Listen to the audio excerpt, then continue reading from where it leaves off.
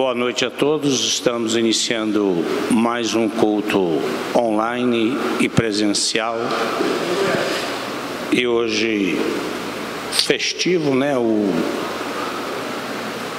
departamento infantil entra de férias, mas tem um momento de regozijo, de festa para as crianças lá hoje. E os professores precisam de um período de descanso que será exatamente nesse mês de janeiro, né? E voltamos em fevereiro. Pai, nós queremos que o Espírito do Senhor possa usar o ministério de adoradores. Pedimos ao Senhor que fale ao nosso coração através do pastor João Marcos, e que tudo aquilo que viemos dar ao Senhor no primeiro domingo de 2022, o nome do Senhor seja glorificado e nós possamos receber e testemunhar do Teu Evangelho. Não precisa ficar em pé, quero ler um texto para vocês revelado. Quem fez a devocional diária de hoje, com certeza já recebeu esse texto. Jeremias 11 diz o seguinte: palavra que foi dita a Jeremias da parte do Senhor. Ouçam as palavras dessa aliança e fale aos homens de Judá e aos moradores de Jerusalém. Digam-lhe, assim diz o Senhor Deus de Israel.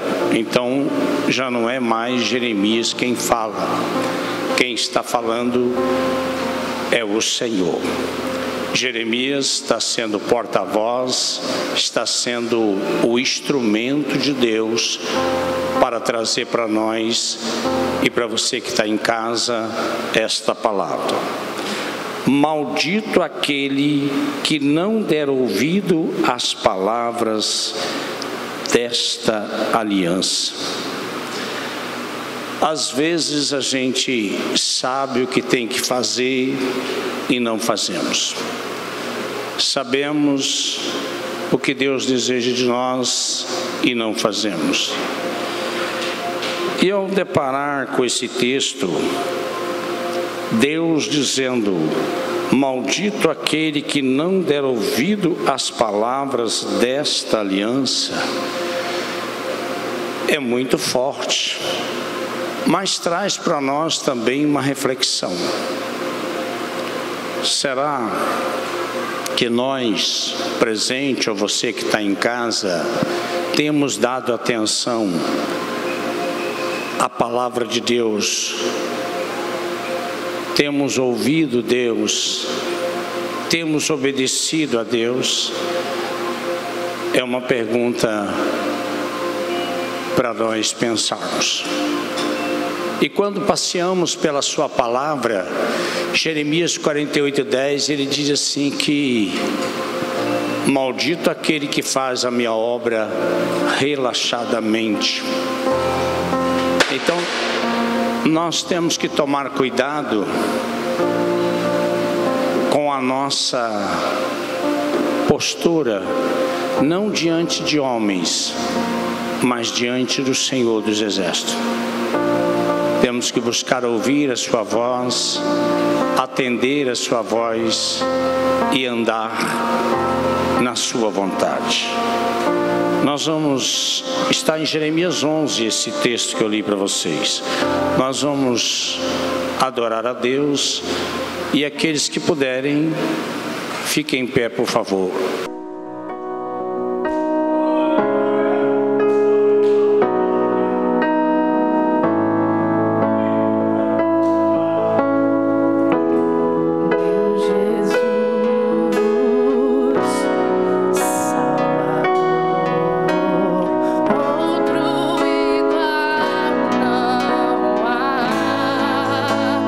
Todos os dias quero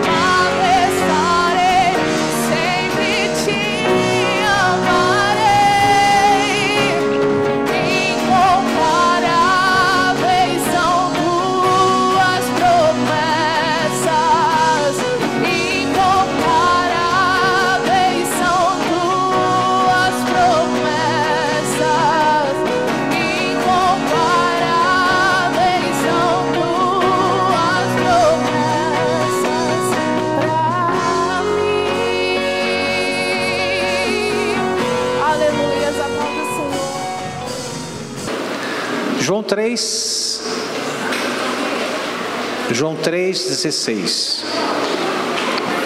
João 3,16.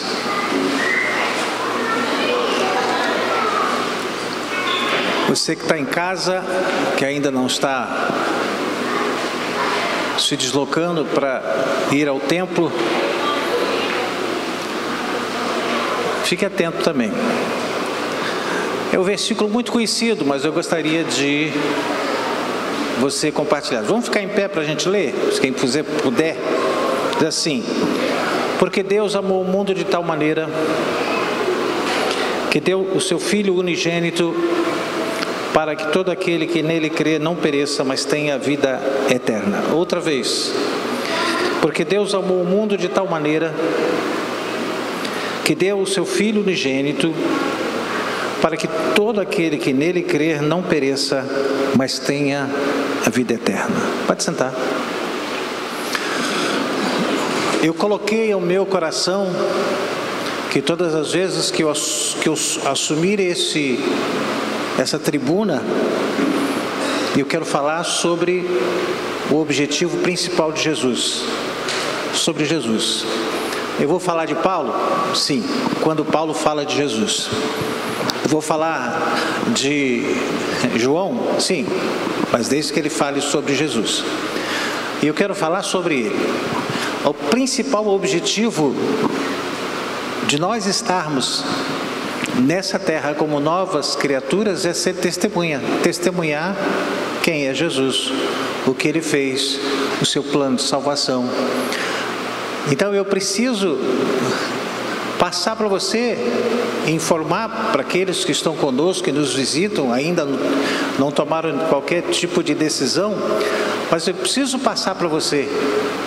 Eu tenho essa responsabilidade de falar do amor de Jesus, falar do propósito. E o tema desta noite é: por que Deus amou o mundo de tal maneira? Qual é a razão? Por quê? Qual o objetivo? Qual a finalidade? O homem, ele pode ser salvo, porque o amor de Deus é tão grande, e o objetivo desse amor tão grande é para alcançar o homem. Quando Deus nos deu o que Ele tinha de melhor, seu unigênito Filho, mais precioso, Ele ofereceu.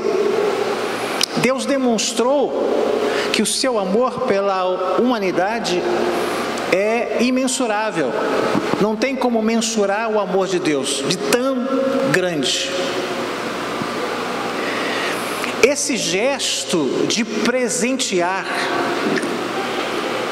entregando Jesus uma missão, foi quase que subhumana, pois o sacrifício que Jesus enfrentaria e enfrentou na cruz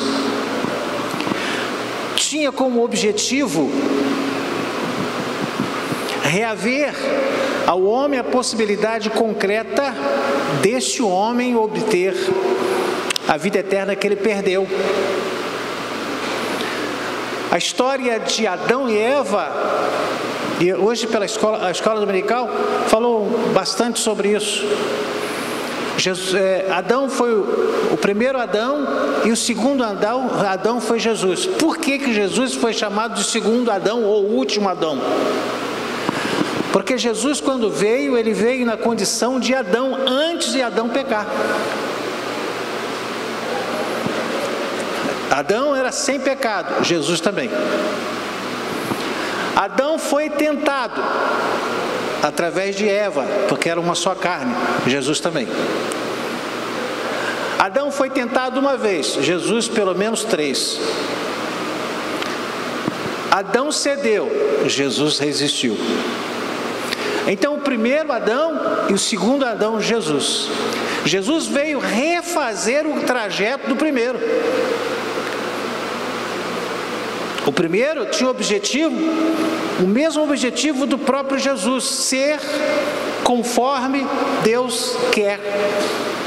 E aí ele estabeleceu, então, sem haver possibilidade na raça humana, Deus enviou o seu Filho para se tornar o segundo Adão, sem pecado, que Adão teve um tempo que não tinha pecado.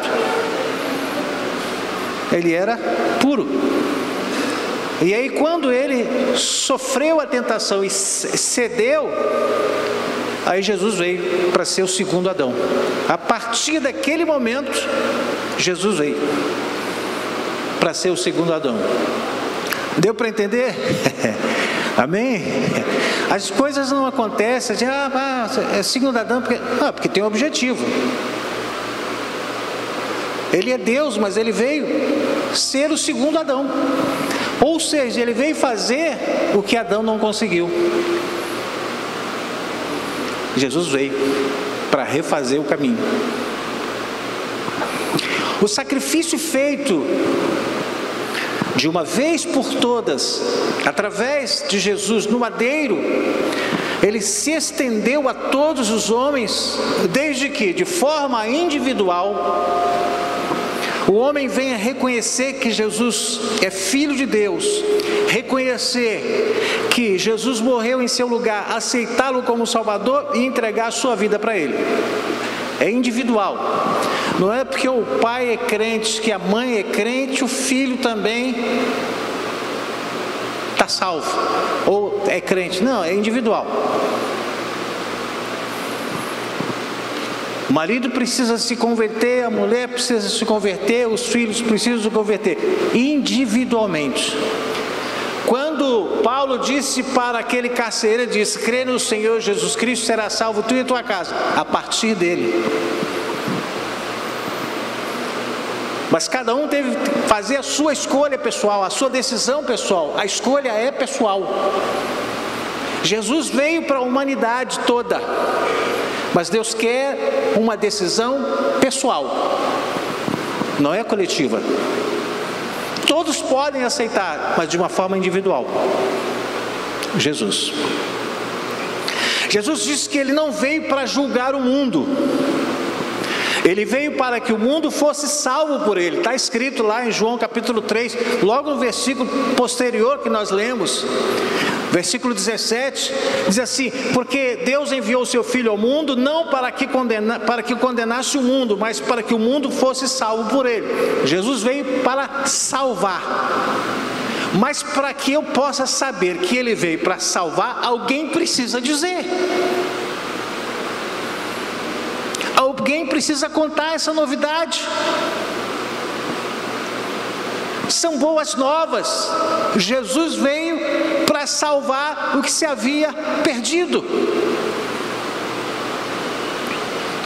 Depois que o homem, a mulher, o jovem, o adolescente aceita Jesus, esses, de uma forma individual, terão o privilégio de receber o perdão, sendo assim redimidos e lavados, remidos e lavados pelo sangue de Jesus Cristo.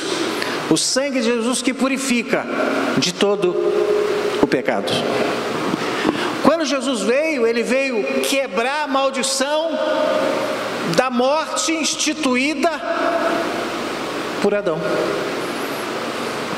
O homem morre, mas o homem teve morte física e teve morte espiritual. E Jesus veio para restabelecer a vida espiritual. Jesus não veio desfazer com aquilo que Deus tinha dito para Adão. Disse: maldita é a terra por tua causa, do pó tu vieste, do pó tornarás. Ele já estabeleceu que essa carne vai voltar ao pó. Então Jesus veio fazer a obra de redenção da alma. Quem não crê e persistir no grave erro de não crer em Jesus Cristo, Filho de Deus, corre risco sério de condenação. Efésios capítulo 2, versículo 1 a 5, e eu não vou descrever por causa do tempo. O apóstolo Paulo, escrevendo a carta a esses irmãos de Éfeso, ele disse que Jesus veio nos vivificar, tornar vivo, nascer de novo, é vivificar. Estando vós mortos em ofensas e pecados. Então a obra de Jesus, ela é preciosa, ela é maravilhosa, ela traz um renascimento. E às vezes a gente fica deixando de falar o que é mais importante. O importante não é ter casa, é ter carro, ter saúde. O importante é ter Cristo, o Salvador, dentro da gente e a gente dentro dele. Salvação, eu não vou deixar de falar de salvação. Eu vou prestar contas daquilo que eu deixei de falar, como vou prestar conta daquilo que eu estou falando. Eu sou um apaixonado pela Bíblia Sagrada, pela Palavra de Deus. Cada vez que eu medito nela, mais coisas eu descubro.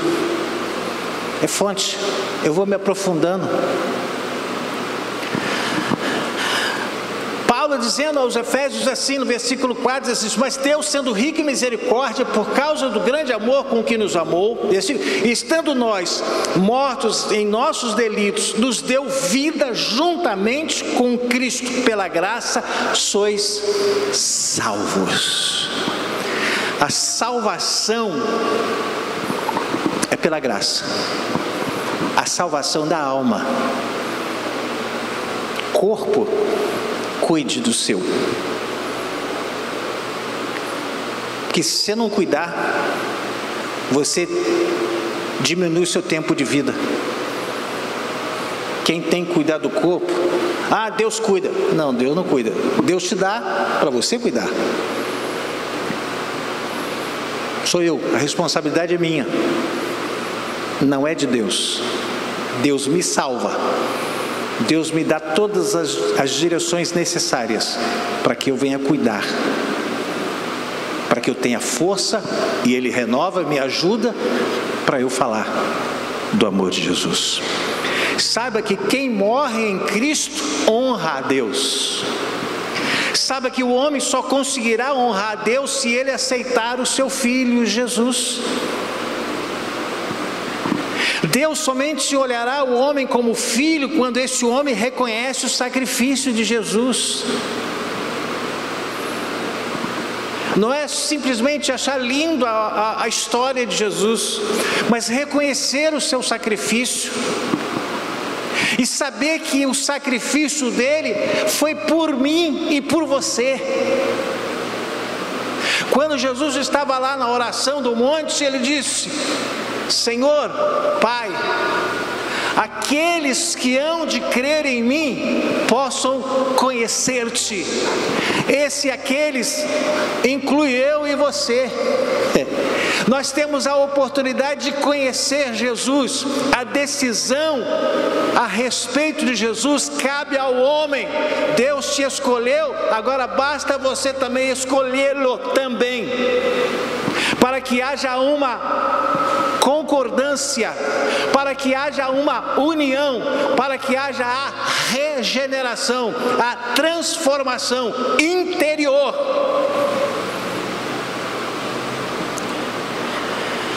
Sabe que Deus olhará o homem como filho quando ele reconhece. Romanos 8,32 diz assim: aquele que não poupou o seu próprio filho, antes por todos nós o entregou, porventura não nos dará graciosamente ele todas as coisas?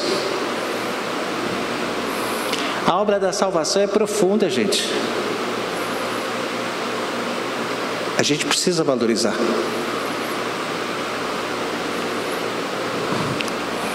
Como é importante o processo de regeneração. A regeneração é a única solução de Deus para o homem pecador. Quando Deus no princípio criou o céu e a terra, antes de criar o homem, Ele já tinha um plano completo, pronto. Deus sabia que Lúcifer ia cair. Deus sabia que Adão iria desobedecer e pecar. E também sabia que o povo iria crucificar Jesus. Tudo isso Deus não foi surpreendido. Até o juízo final, Deus já tinha em seus planos, não fazendo qualquer mudança, de acordo com a consequência. Estava tudo esquemado, não tem nada que surpreende Deus. Na eternidade, onde o Senhor está, Ele vê tudo, do início ao fim, porque Ele é alfa e ômega, princípio e fim. Ele vê todas as coisas. Saiba que o plano de Deus é perfeito e não muda. Desde o início, Deus já havia preparado o sacrifício que iria apresentar para o resgate do homem. Lá em João capítulo 1 diz assim: no princípio era o Verbo, falando sobre Jesus. E o Verbo estava com Deus, e o Verbo era Deus. Ele estava no princípio com Deus. Todas as coisas foram feitas por intermédio dele, e sem ele nada do que foi feito se fez. Sabe que Jesus é o personagem principal em nossa vida. Sem Jesus nós não somos absolutamente nada. Jesus é tudo que eu preciso. Você pode falar para a pessoa que está do seu lado: Jesus é tudo que você precisa. É tudo que você precisa. Você vai almoçar, você vai jantar, você vai tomar seu café, você vai dormir, você vai viajar, você vai trabalhar. Tudo isso é uma necessidade, mas tudo que a gente precisa de tudo isso é Jesus, para nos dar força, para nos renovar a nossa esperança, para que a gente tenha a motivação de viver uma vida sábia. Jesus é o pão da vida. Ele disse que aquele que não comer da sua carne não terá parte com ele. Comer da sua carne é a palavra, é crer nela, é se alimentar dela, é ser guiado por ela. O alimento que você e nós ingerimos nos fortalece. Nós estamos aqui porque fomos alimentados, nós nos alimentamos. Alguns almoçam mais, outros almoçam menos, outros comem mais, outros comem menos, e todos estão em pé. Sabe por quê? Porque você está alimentado pela comida. O seu corpo precisa, o meu corpo precisa. Quando a pessoa fica sem comer, ele começa a ficar debilitado, começa a ficar enfraquecido, começa a perder a conjunção e a locomoção. Ele começa a locomover com dificuldade por falta de alimento. Quando eu tenho a palavra de Deus como alimento para a minha alma e eu não me alimento, eu me enfraqueço. Eu fico debilitado, eu fico exposto, eu me exponho. João capítulo 6, versículo 51, ele diz assim: eu sou o pão vivo que desceu do céu. Se alguém comer deste pão, chamado Jesus, que é a palavra de Deus, viverá para sempre. Porque parte daqui, mas continua vivendo para Deus. Viverá para sempre, vida eterna. E o pão que eu der é a minha carne, que eu darei pela vida do mundo. Comer da carne e beber do sangue é comer a palavra, é abastecer-se dela, é alimentar do único nutriente para a alma. João capítulo 5, versículos 54, 55, 56 diz assim: Quem comer a minha carne e beber o meu sangue tem a vida eterna, e eu o ressuscitarei no último dia.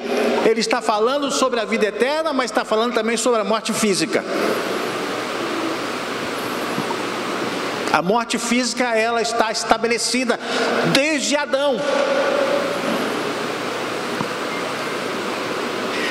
Verso 55, pois a minha carne é verdadeira comida e o meu sangue é verdadeira bebida.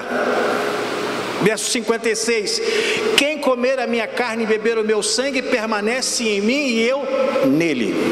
Ei, eu preciso ter Jesus, mas eu preciso ser dele.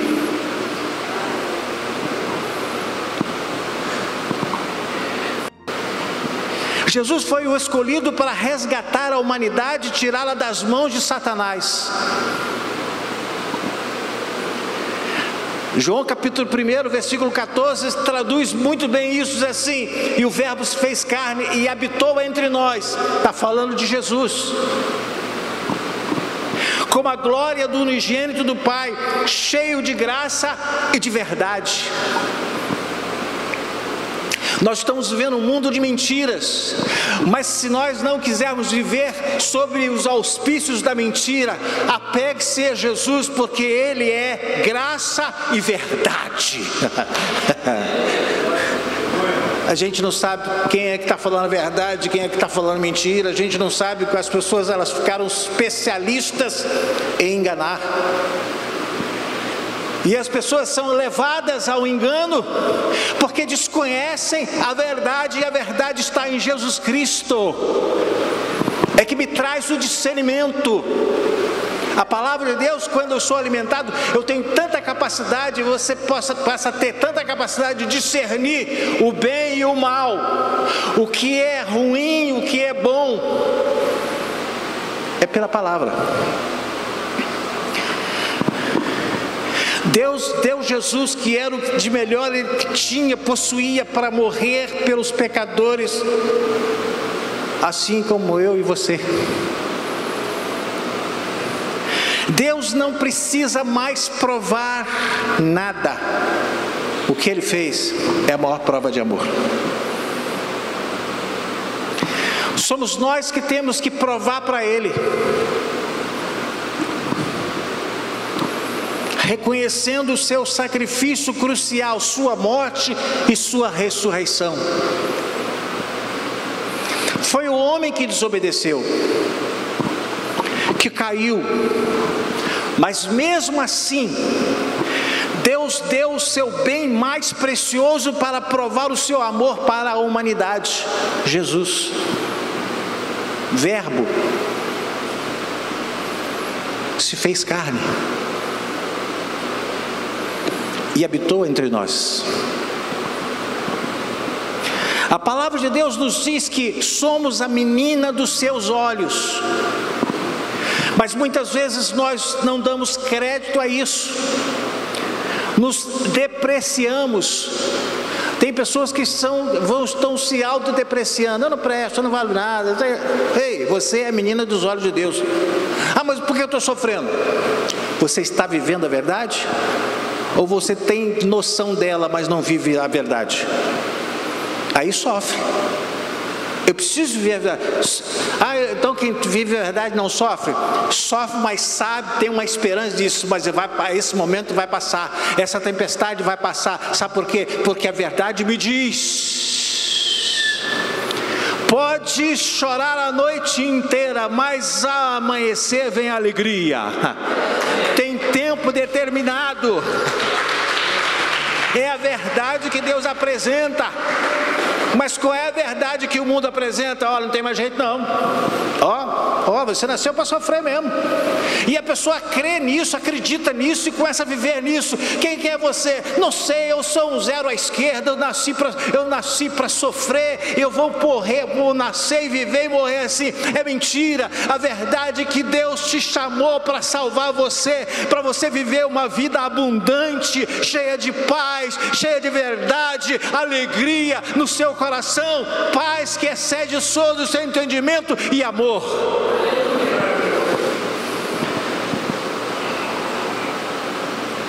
conhecer a palavra de Deus e não praticá-la, não buscar crescer nela,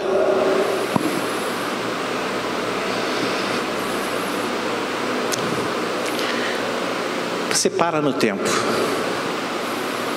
Eu vi alguém dizer assim: você dá conselho para quem não quer, é a mesma coisa que você falar para um defunto.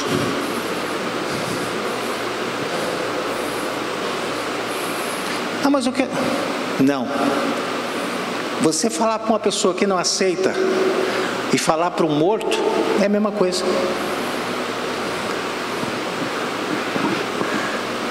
Eu preciso aceitar, eu preciso pensar, eu preciso refletir, eu preciso calcular. Saiba que a regeneração da vida do homem se processa gradativamente, culminando na restauração da imagem moral de Deus. Marcos capítulo 7, versículo 21, 22 e 23 diz assim: porque de dentro do coração dos homens é que procedem os maus desígnios. É de dentro. Pode estar fora, mas se eu trago para dentro, os maus desígnios começam a estar dentro de mim. É a partir de que está dentro de mim que eu coloco para fora aquilo que eu estou tentando conciliar com o que eu estou vendo, e que eu começo a sofrer todas as consequências dos maus desígnios. A prostituição, os furtos, os homicídios, os adultérios, a avareza, as malícias, o dolo, a lascívia, a inveja, a blasfêmia, a soberba, a loucura. Ora, todos esses males vêm de dentro e contaminam o homem. Concupiscência dos olhos, concupiscência da carne, soberba da vida. Eu absorvo, gera. Você já viu pessoas dizendo assim: não me conheço mais, eu não era assim, por que eu estou assim? Foi tudo gerado dentro. Sabe que Deus não distingue entre pecados cometidos na mente e os consumados por ação. Só Deus poderá processar a regeneração na vida do homem, fazendo-o nascer de novo. Ou seja, o homem revive depois dele estar morto espiritualmente, destituído de Deus. E esse nascer de novo é quando eu acredito quem Ele é, o que Ele fez e o que Ele quer de mim. A regeneração se faz necessária porque todos os descendentes de Adão e Eva herdaram o pecado deles e são moralmente incapazes de fazer o que é bom. Jesus diz que se o homem não nascer de novo, não poderá ver o reino dos céus. Ele disse isso para um homem culto, conhecedor da lei, mas que ficou surpreso. Esse homem se chamava Nicodemos. Jesus respondeu para ele dizendo assim: na verdade te digo que aquele que não nascer de novo não pode ver o reino de Deus. Não pode ver, por quê? Porque se ele não aproveitar o tempo para o reino de Deus entrar dentro dele, fecha os olhos e nunca mais ele verá esse reino, não terá mais a oportunidade de ver o reino de Deus. Aproveite que os teus olhos estão abertos para que você aceite e receba Jesus, para que você possa ver o reino de Deus. Amém?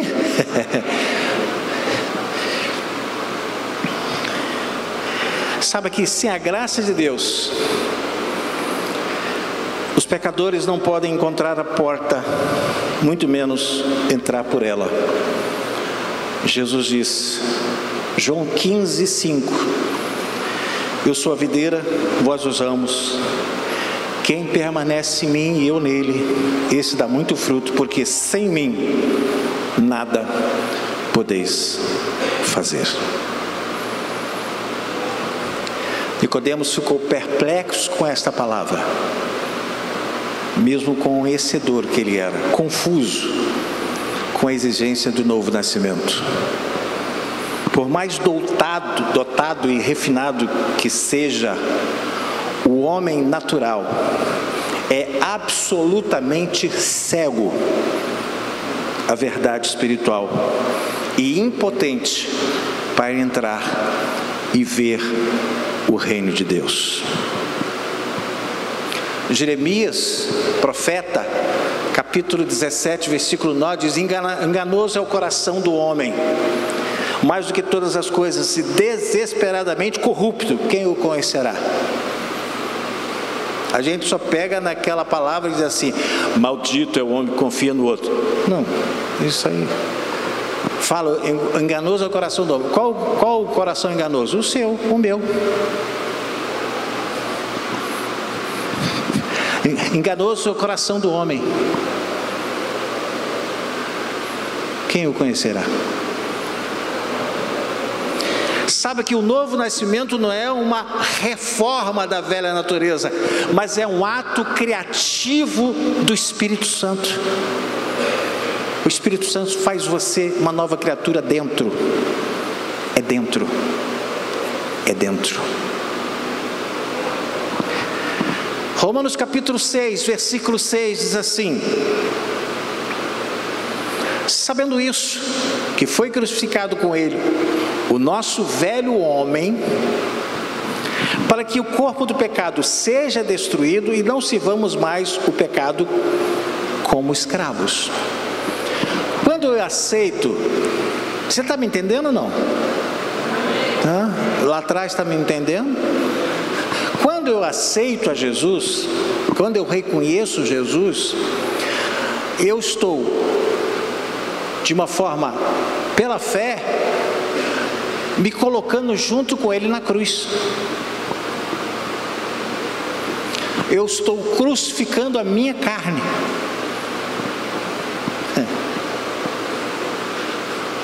À medida que eu reconheço, na medida que eu aceito, é como se Jesus dissesse assim: então vem aqui para a cruz comigo. Vem aqui para a cruz comigo. E aí a minha carne é sacrificada, ela é crucificada. E aí eu vou nascer. Quando Jesus ressuscitou no terceiro dia, ele ressuscitou com o corpo glorificado, a ponto de esperar, porque ele precisava se apresentar a Deus e depois voltar. Eu preciso me apresentar a Jesus Cristo, para eu ter uma nova criatura, e eu esperar que em breve, quando Ele voltar para buscar a sua igreja, eu tenha o meu corpo, o seu corpo também glorificado. Já vou terminar, mas está cedo, é 8h30, estou falando rápido. A expressão velho homem significa tudo aquilo que estava em Adão, tanto moral como judicialmente. Condenação.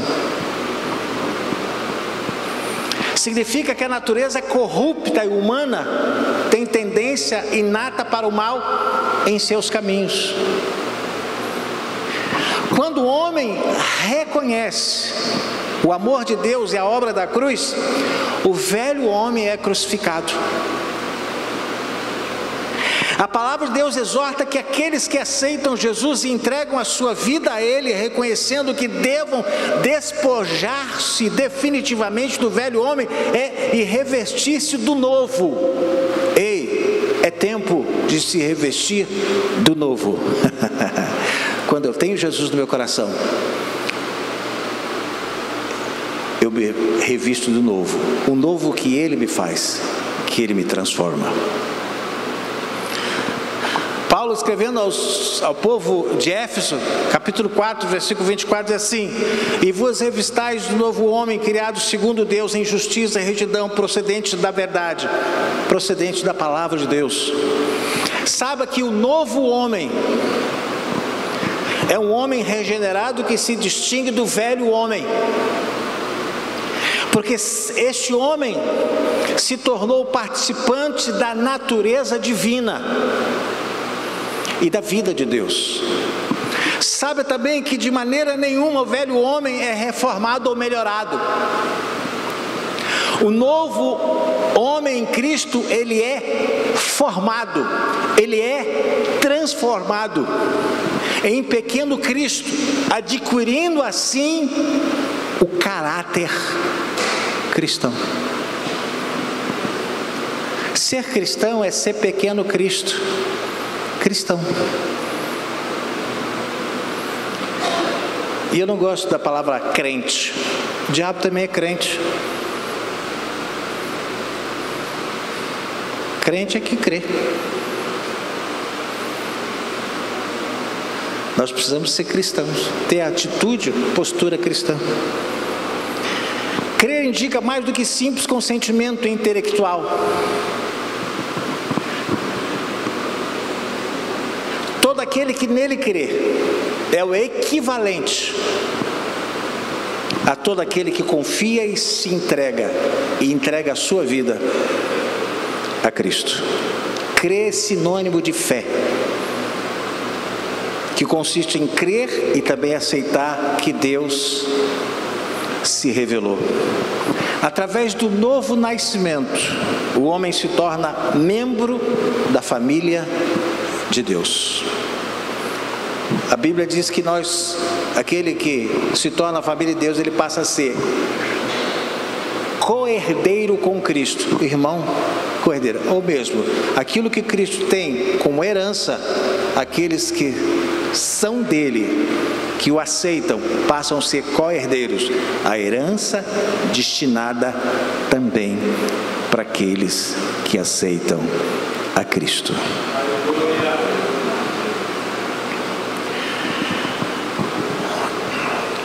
Segunda Pedro, capítulo 1, versículo 4, diz assim: pelas quais nos têm sido doadas as suas preciosas e muito grandes promessas, para que por elas vos torneis co-participantes da natureza divina, livrando-os da corrupção das paixões que há no mundo.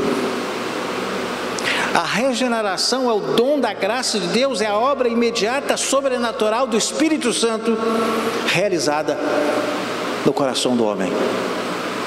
Seu efeito é fazer com que o homem da morte espiritual passe a ter vida espiritual, ou seja, muda a disposição da direção da alma, inclinando assim o coração para Deus. Quando alguém confia em Cristo como Salvador, Deus perdoa e aceita essa pessoa, cobrindo-a completamente pela sua justiça. E é dessa forma que o homem torna-se um filho de Deus, sendo assegurada a vida eterna com Ele. João capítulo 6, versículo 37, ele diz bem assim: todo aquele que o Pai me dá, esse virá a mim, e o que vier a mim, e o que vem a mim, de modo nenhum lançarei fora. Deixa eu falar uma coisa para você. Se você acha que Deus não está nem aí para você, não, Deus nem está se importando comigo, isso não é verdade. Se você for a Ele, de maneira nenhuma, Ele te lançará fora. Porque o que vai a Ele, Ele não lança. É a palavra, Ele é a verdade. O que Ele diz, você pode ficar tranquilo, porque vai cumprir. Porque o que vem a Ele, jamais Ele lança fora. Se alguém sai, não foi porque Ele lançou fora, a pessoa pediu para sair. Ninguém sai da presença dele, ele lançando fora. A própria pessoa abre mão e diz: eu não quero mais. Deus respeita. É igual o filho pródigo: não quero mais, eu quero ir embora, quero aproveitar minha vida. Deus não lança fora. A decisão sempre está com o homem. O seu efeito é fazer com que passemos da morte para a vida. Quando alguém confia em Cristo como Salvador, Deus perdoa e aceita essa pessoa, cobrindo-a completamente com a sua justiça. Saiba que a redenção é certa, pois Jesus prometeu aceitar qualquer um que vier a crer nele. Todos nós podemos ser alcançados por ele. É só nós irmos a ele, porque ele diz: o que vem a mim, de maneira nenhuma eu lançarei fora. Não adianta você reclamar que você está sofrendo, você tem que ir a ele. Você está se sentindo desprezado, alijado, fora do contexto da vida, vá até ele, de maneira nenhuma, e ele vai lançar você fora. E eu gostaria de dizer para você, eu vou orar com você, eu vou louvar o Senhor para orar. Eu não sei como é que está o seu estado, como é que está a sua aproximação com Deus. Eu não sei. Eu não sei o que você, se tem paz do seu coração ou tem aflição. Tem certeza ou tem dúvidas?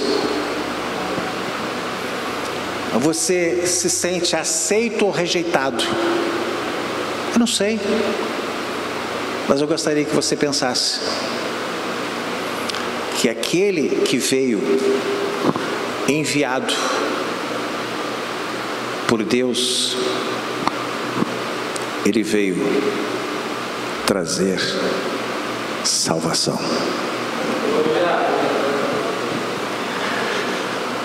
E se você está aí com o seu coração em dúvida, tem uma regra na lei do trânsito que diz assim: na dúvida, não ultrapasse. Se você vive na dúvida, você não sai do lugar, você não vai chegar. Eu gostaria de tirar toda a sua dúvida, dizendo para você que não há Salvador que possa tirar você desse estado de miséria, de angústia, de vaziez, se não for Jesus Cristo. Ele é o único que pode mudar o rumo da sua vida. É Ele. Aí você diz: mas será que eu não vou ter mais problemas? Não, você vai ter problemas. Eles vão continuar com você. Só que você, com os seus problemas sozinho, às vezes você se embaraça. Com Ele, Ele te direciona para você buscar a solução dos seus problemas. Você vai ter a companhia dEle. Ele disse na sua palavra: não te deixarei, nem te desampararei. Depende de cada um de nós. Se você quer ter a certeza, de que você precisa dele, e você chegou à conclusão que você não pode viver sem ele, porque sem ele não posso fazer nada, não sou nada. Se você quer ter essa certeza, eu gostaria de fazer um convite. Aí eu falei: mas eu tenho que ir lá na frente? Qual o problema? Tanta gente, a gente se apresenta em tantos lugares. Em tantos lugares a gente se apresenta. E às vezes lugares, que a gente não gostaria de estar. Mas isso é importante, porque eu estou confessando diante de Deus, diante dos homens. Se você quer ter a certeza de que a sua vida aqui é passageira, mas você tem a sua vida eterna garantida pelo seu ato de dizer: não, Jesus é o meu Salvador, Ele está dentro da minha vida, o reino de Deus está dentro de mim. Que a graça do Pai, o amor do Senhor Jesus e as doces consolações do Espírito Santo possam os levar em paz. E toda a igreja diga: vai em paz, Deus te abençoe e até quinta-feira.